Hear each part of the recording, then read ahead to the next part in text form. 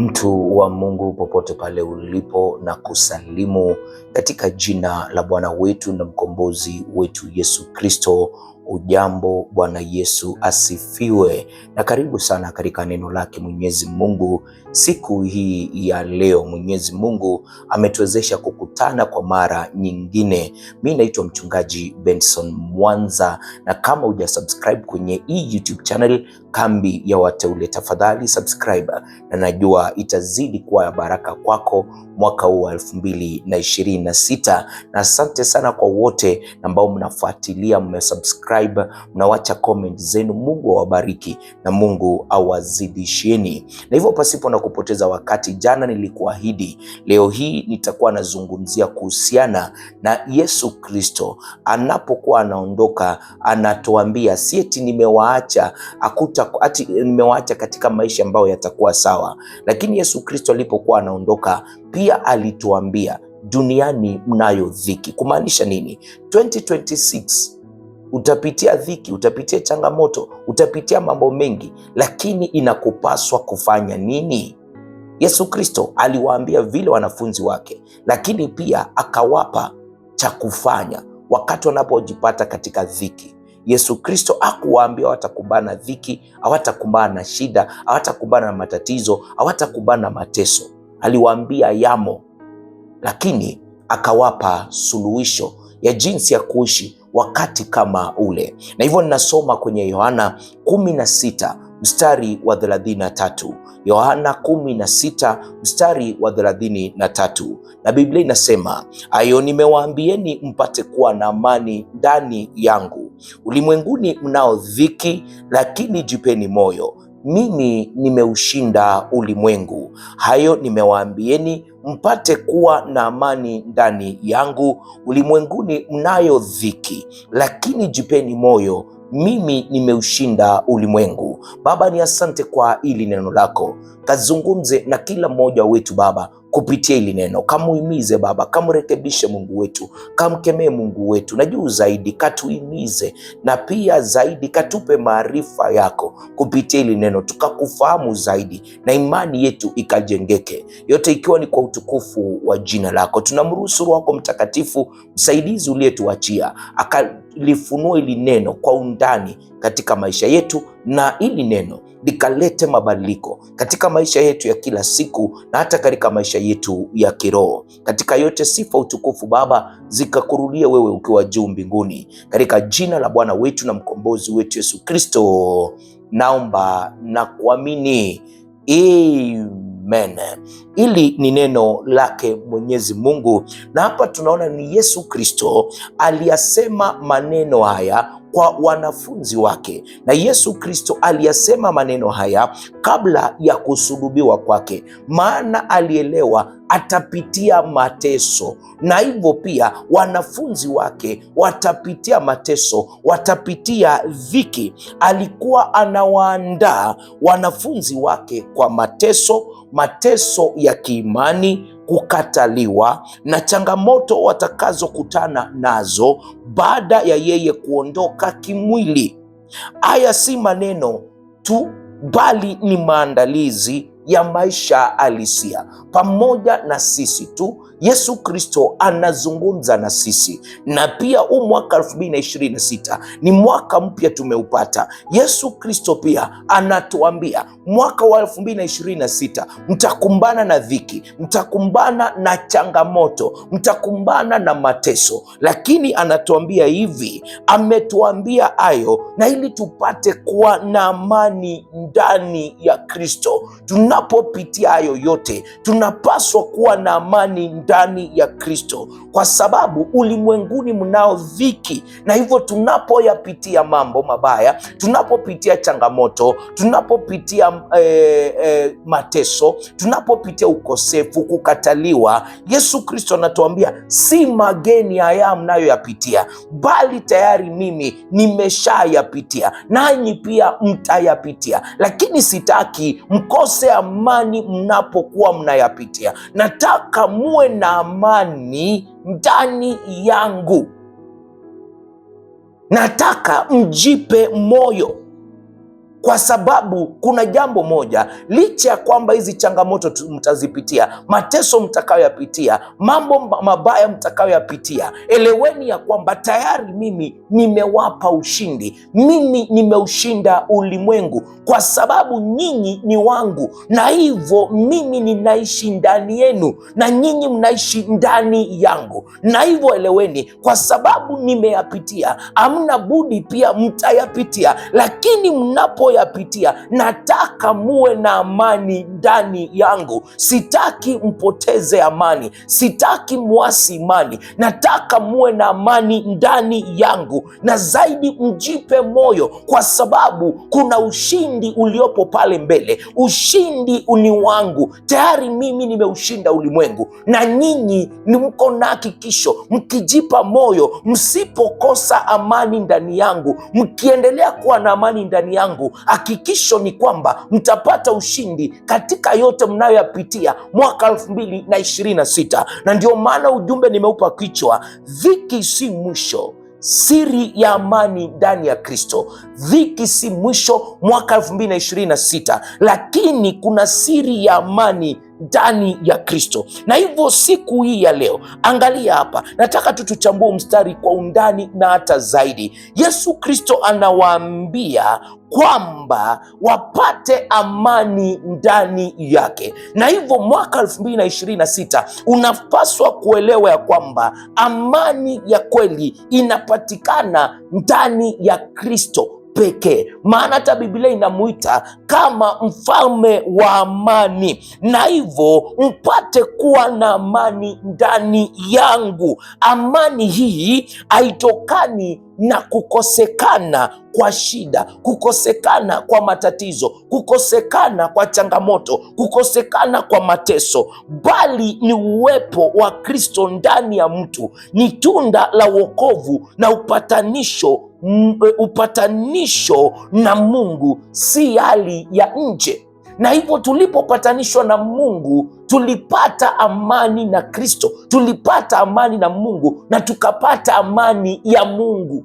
Tunaweza tukaishi tukielewa ya kwamba tunayemwamini huyu Mungu, tukimwamini huyu Mungu na tukimtegemea, hatutasumbuka. Kwa sababu gani? Kwa sababu tunajua yeye atashughulikia mambo yetu, kwa sababu tunajua aliye ndani yetu ni mkuu kuliko wa hii dunia. Hata kama ninapitia haya ninayoyapitia, ameniambia hataniacha wala hatanipungukia. Na hivyo tunapokuwa na imani ndani ya Kristo tunapata amani, maana wakati tuliokoka tulimpokea Kristo kuwa Bwana na Mwokozi wa maisha ya kwetu, na hivyo tulipatanishwa na Mungu na tukawa na amani na Mungu na tukapata amani ya Mungu. Bwana Yesu asifiwe. Na hivyo mwaka 2026, haijalishi nini unalolipitia, amani yako iko ndani ya Kristo, maana umempokea, anaishi ndani yako na wewe unaishi ndani yake, na hivyo umehakikishiwa amani ya Kristo. Katikati ya hizo changamoto, katikati ya hizo shida,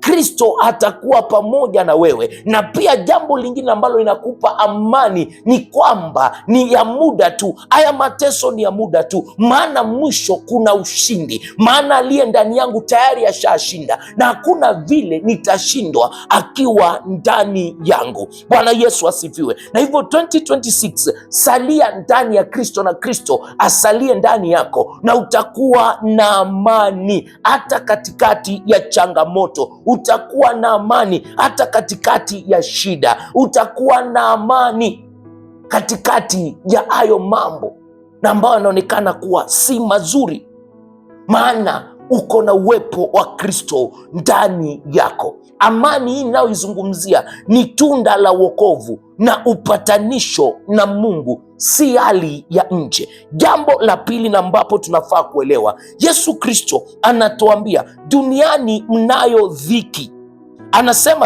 Anasema vizuri zaidi, ulimwenguni mnayo dhiki. Kwanza tuangalie hili neno ulimwengu linamaanisha nini? Hili neno ulimwengu linamaanisha nini?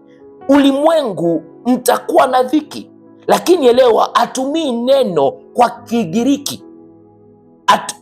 Utumia neno kwa Kigiriki ni neno cosmos, na unapoangalia ile neno la Kigiriki cosmos ni kama uumbaji, au linamaanisha uumbaji si uumbaji wa Mungu tu.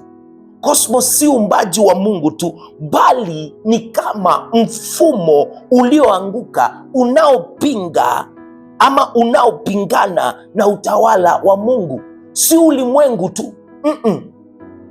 Huu ni mfumo ulioanguka na ambao unapingana na utawala wa Mungu, na ndio maana Biblia inatuambia kwamba aliye rafiki wa ulimwengu, kuwa na rafiki wa ulimwengu ni uadui na Mungu. Kwa sababu gani? Kwa sababu ulimwengu ni mfumo ulioanguka na ambao unapingana na utawala wa Mungu, na ndio Yesu anasema ulimwenguni mnayo dhiki.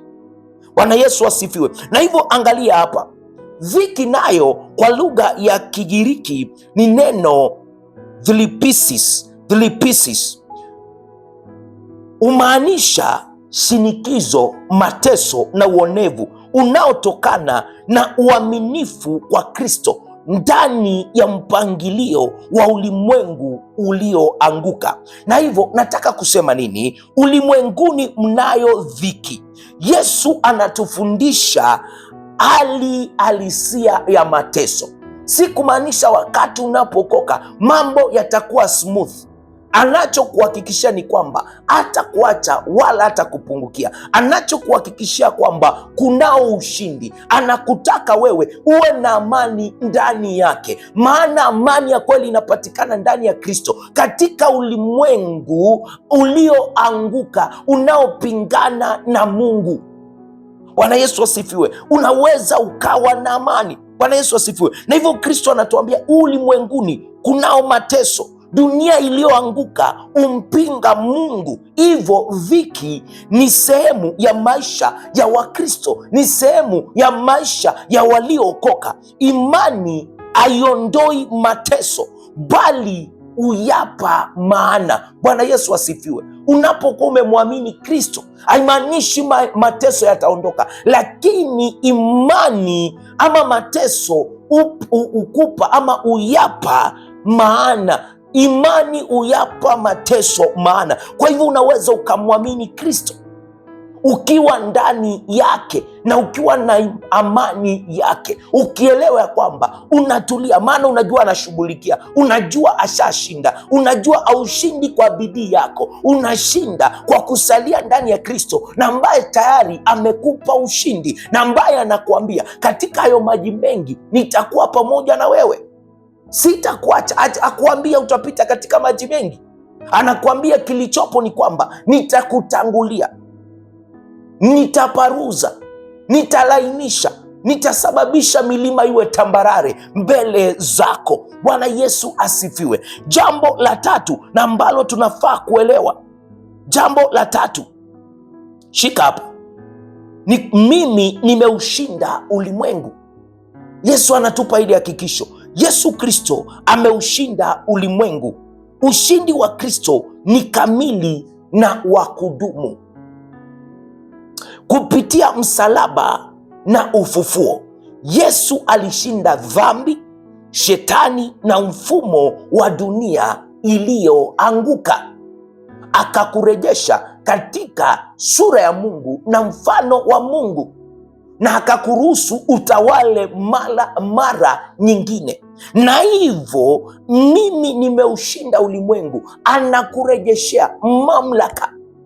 Na hivyo unapoisha, hata unapopitia majaribu, unapopitia mambo mbalimbali, unaelewa kuna ushindi ulio mbele yangu, na huu ushindi si mimi. Huu ushindi upo ndani ya Kristo, si ufanyii kazi. Huu ushindi tayari Kristo ashanipa. La kwangu ni kutembea ndani yake, la kwangu ni kujipa moyo, la kwangu ni kutembea kwa imani, maana mwenye haki ataishi kwa imani. Bwana Yesu asifiwe. Na hivyo Yesu anaendelea kusema, lakini jipeni moyo. Jambo la nne, lakini jipeni moyo. Ujasiri wa Kikristo hautokani na nguvu zetu. Bwana Yesu asifiwe. Shika hili. Ujasiri wa Kikristo hautokani na nguvu zetu. Elewa, Biblia inatuambia kwamba roho tuliyopewa si roho wa uoga, bali ni roho wa ujasiri. Yesu Kristo alielewa hili, alielewa pasipo na Roho Mtakatifu hatutaelewa lolote, na hivyo tutaishi watu wa kusuasua, watu wakosefu wa maarifa ya kimungu. Na hivyo huyu Roho wa Mungu alituletea na ili atufundishe, aweke ujasiri ndani yetu, maana tunapoelewa, tunapojua ukweli, ukweli unatuweka huru, na unapotuweka huru tunakuwa watu wajasiri. Na hivyo, lakini jipeni moyo, ujasiri wa Kikristo hautokani na nguvu zetu wenyewe, bali ni ushindi wa Kristo. Na hivyo Wakristo ushiriki ushindi wake kwa sababu wako ndani yake. Kwa hivyo 2026 hauhitaji kung'ang'ana, unahitaji tu kukaa ndani ya Kristo na umwamini, utembee kwa imani, kwa maana yale mateso utayashinda kwa imani. Bwana Yesu asifiwe. Haya mambo yote utayashinda kwa imani, kwa kuamini Kristo. Hata Biblia inatuambia kwa jinsi Mungu aliupenda ulimwengu akamtoa mwanawe wa pekee, ili yule aaminie asipotee. Safari katika ya maisha inahusu imani, na hiyo imani sasa inasababisha mateso yapate maana katika maisha yetu. Na uelewe ya kwamba kupitia mateso si kumaanisha Mungu amekuacha, lakini ni kujenga imani yako, ni kushinda, ni kupokea ule ushindi Kristo aliyokuahidi, maana ako ndani yako. Bwana Yesu asifiwe. Na hivyo ninapokuwa namalizia haya maneno au huu mstari, inathibitisha kwamba hatima ya historia tayari imeamuliwa.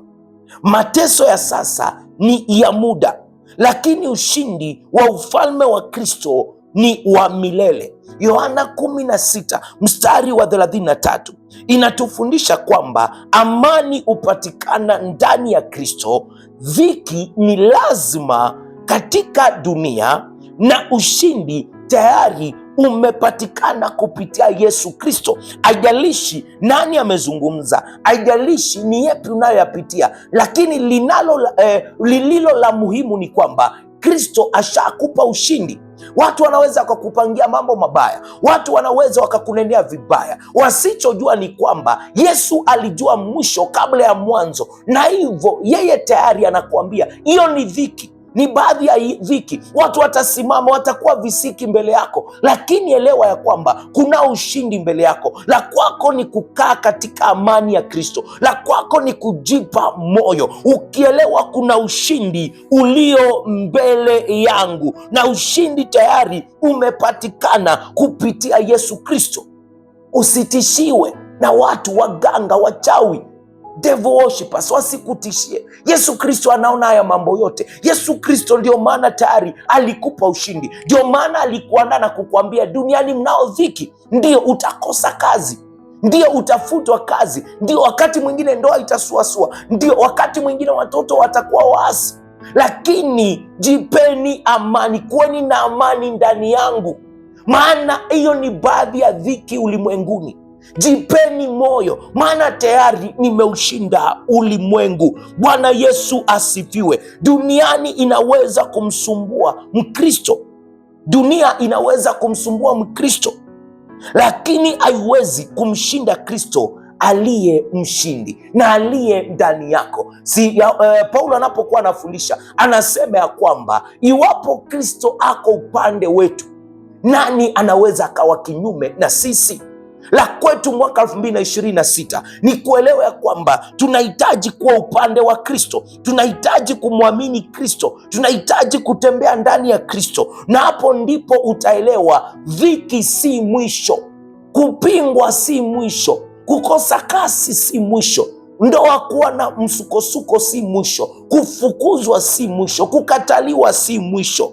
Kunao siri ya amani ndani ya Kristo, na hii siri ni kukaa ndani ya Kristo na Kristo akae ndani yako. Usimwachilie hata wakati kunakuwa kivipi. Dhiki alikuahidi zitakuwepo, hakukwambia zitakuwa, alikuambia zitakuwa, lakini kuwa na amani ndani yake, kaa ndani yake, mruhusu akae ndani yako. Ukifanya hivyo hakuna lolote litakushinda. Baba, ni asante kwa kunena nasi kupitia hili neno lako. Ni asante kwa kutupa hakikisho lingine kwamba ndio 2026 tutapitia changamoto, 2026 tutapitia dhiki, lakini unatuambia tuwe na amani ndani yako, maana wewe u ndani yetu. Kwa sababu unatuambia tujitie moyo, dhiki tutapitia, lakini tuelewe ya kwamba tayari ushaushinda ulimwengu. Kuna ushindi na ambao umetupa na ambao hatuufanyii kazi. Tunachohitaji ni kukuamini, tunachohitaji ni kukuendelea kukuangalia, maana utatuambia tusifadhaike mioyoni mwetu, tumwamini Mungu na tukuamini pia wewe na Kristo, na ambaye wewe ni mfalme wa amani. Amani utatupa. Amani unaotupa si amani na ambayo inapatikana na ulimwengu. Ulimwengu huwezi ukatupa, maana katikati ya matatizo tunakuwa na amani ndani yako, katikati ya shida tunakuwa na amani ndani yako. Baba, tusaidie mwaka 2026 na ili tukakae ndani yako, tukawe na amani ndani yako, tukajipe moyo, maana ushindi umetupa hadi huu ushindi utakapodhihirika katika maisha yetu. Mfalme mkuu na mtakatifu, ninaomba kwamba mwaka 2026 watu wako watajitia moyo. Baba, ninatangaza hakuna silaha iliyojengwa juu ya watu wako na ambayo itakao faulu, maana hilo ni neno lako. Na kila ulimi Baba, kila maneno yaliyoachiliwa angani Baba, kila maneno yaliyotumwa Mungu wetu Baba, tunatangaza kuwa ni makosa. Baba, tunayatangaza kuwa ni makosa, hayana uweza juu ya maisha yetu. Baba, tunatangaza sisi ni washindi zaidi ya washindi. Tunatangaza aliye ndani yetu ni mkuu kuliko wa hii dunia, maana waliyatuma hayo maneno, maana they belong to the fallen system of the devil. Mfalme mkuu na mtakatifu, sisi tuko upande wa Kristo, na hivyo huu mfumo ulioanguka nyakati zote upingana na Kristo, lakini ukweli ni kwamba tayari Kristo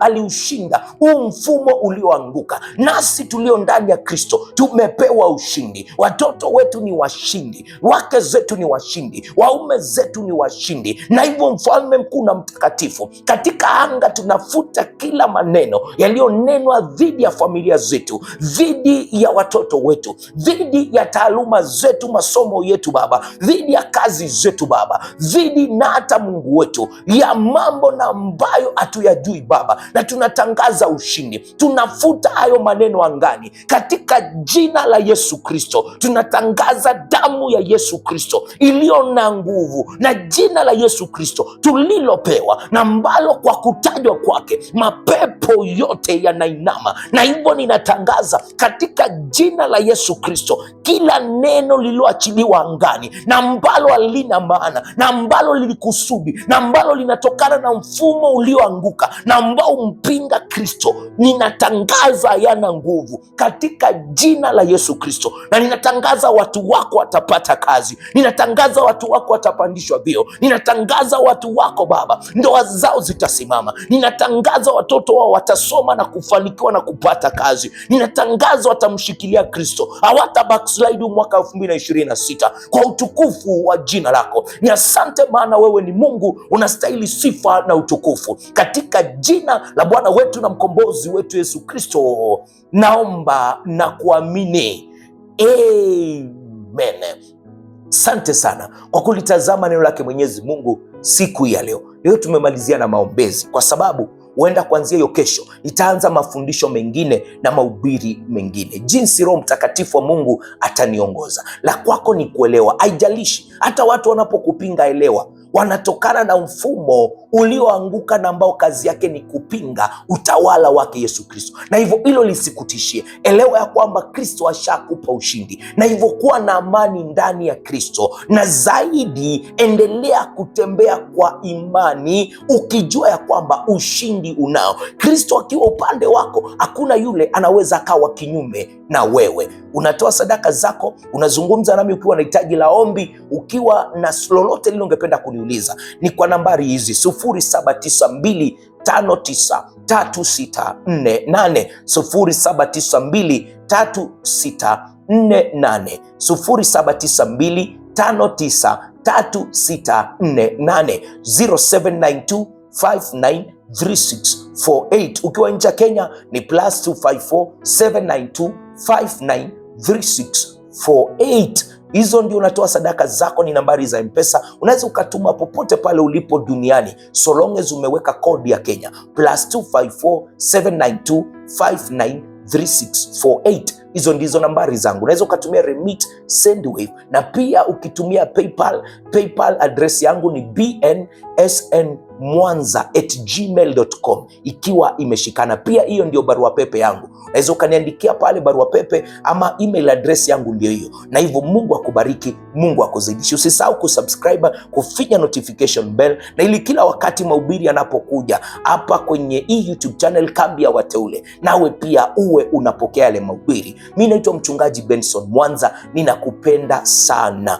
Mungu akubariki kwa kuchagua kufuatilia mahubiri, kwa kuchagua pia kusubscribe, na juu zaidi kwa kuchagua kutoa sadaka zako, na pia kuacha comment yako ya kututia moyo tunapoendeleza kazi yake Mwenyezi Mungu. Hadi hapo kesho, na kuacha na neema ya Bwana wetu Yesu Kristo na upendo wa Mungu Baba na ushirika wa Roho Mtakatifu ukae nasi sasa na hata milele. Amina na kwaheri.